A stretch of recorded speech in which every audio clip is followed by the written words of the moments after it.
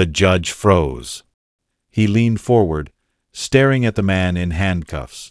Then, in a voice shaking with disbelief, he said, "Marcus? Is that you?" That moment changed everything.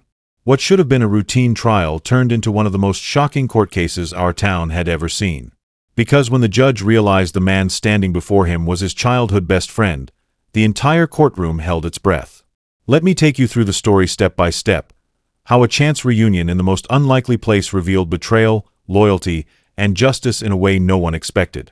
It was a Wednesday morning, like any other at the county courthouse.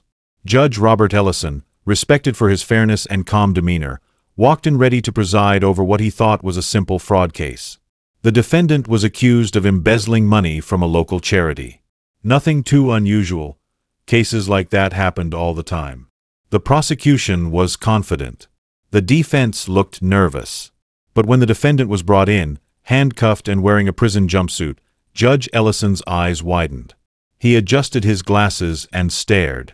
The man looked older, worn down by life, but the features were unmistakable. It was Marcus. Flashback nearly 40 years earlier. Robert and Marcus had grown up on the same street. They were inseparable, playing baseball in the summer, fishing at the local creek, riding their bikes until the sun went down. Robert was the book-smart one. He dreamed of being a lawyer even as a kid. Marcus was bold, adventurous, the kind of kid who could talk his way out of trouble with a grin. But after high school, their paths split. Robert went to law school, worked tirelessly, and eventually became a judge. Marcus. He drifted. Odd jobs, risky decisions, the wrong friends. Over the years, Robert lost track of him. Until now. Marcus. Judge Ellison said aloud, forgetting for a moment where he was. The defendant looked up slowly. His eyes flickered with recognition. "Bobby," he whispered, using the nickname only childhood friends knew. Gasps rippled through the courtroom. The jury shifted uncomfortably. The attorneys exchanged glances. The bailiff leaned forward, ready to intervene, but Judge Ellison quickly composed himself. "This court will remain in order," he said firmly, though his voice carried a tremor. But inside, he was shaken.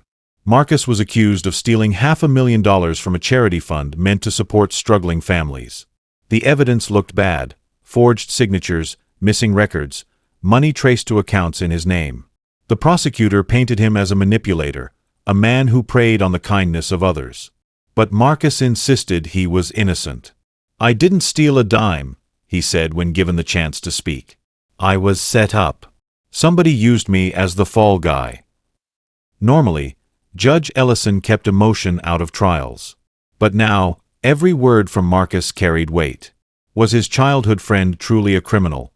Or was there more to the story? That night, after court adjourned, Judge Ellison couldn't sleep.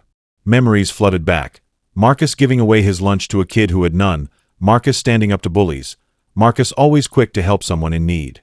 Could that same boy really have grown into the kind of man who would steal from families in need? Judges weren't supposed to get involved. But Robert couldn't shake the feeling that something was wrong. The next day, testimony continued. A key witness for the prosecution claimed Marcus had authorized a suspicious transfer.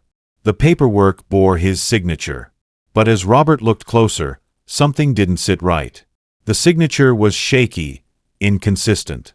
At lunch, Robert discreetly called an old contact from his law school days, a handwriting expert. By the end of the week, the expert testified, the signatures were forged. The courtroom erupted. With the evidence unraveling, the defense pushed harder. They traced the money trail further, and discovered the true thief was none other than the charity's treasurer, a man who had quietly siphoned funds while making Marcus look guilty. Emails, bank records, and witness statements piled up. Piece by piece, the puzzle came together. Marcus wasn't the criminal. He was the scapegoat. The treasurer was arrested on the spot.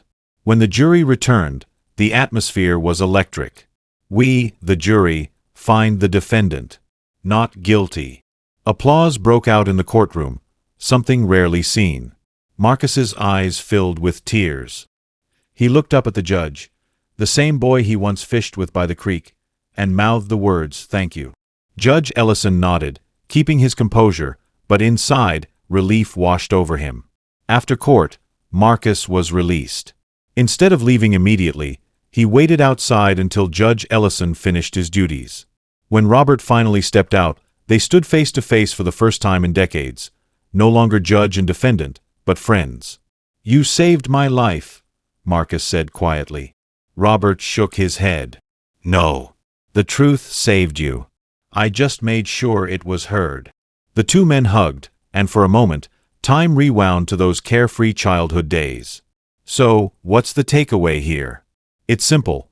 Never forget where you came from, and never assume you know someone's story just because of the way things look.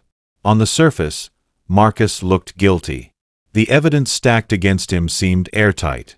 His signature was on the contracts, the bank accounts pointed directly toward him, and the prosecutor spun a story of betrayal that made the jury lean forward in their seats. If you were sitting in that courtroom without digging deeper, you'd probably believe Marcus was guilty too. And that's exactly what makes this story so powerful. Because here's the truth: appearances can lie. Circumstances can deceive. Paper trails, airtight cases, and assumptions can all be manipulated. If Judge Ellison had ignored that flicker of recognition, if he had brushed off the sudden realization that the man before him was his childhood friend, Marcus might have been sentenced to years in prison for something he never did. That moment of recognition didn't blind the judge to the law. It opened his eyes to the possibility that things weren't as clear-cut as they appeared. And that's a lesson we can all learn from. Justice isn't only about laws, or paperwork, or what's written in black and white. Justice is about people. It's about remembering that behind every case file, every accusation, and every courtroom testimony, there's a human being with a past, a future, and a family who loves them. Marcus wasn't just a defendant sitting in a chair. He was someone's son, someone's friend, someone who had once stood up for others on the playground, who had once shared his lunch with a kid who didn't have one.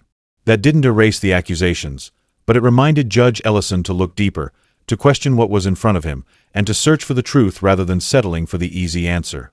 Too often, in life and in courtrooms, people are judged by appearances. We see someone in handcuffs and assume they must have done something wrong. We hear a rumor and treat it as fact. We glance at someone's past mistakes and convince ourselves that's all they'll ever be.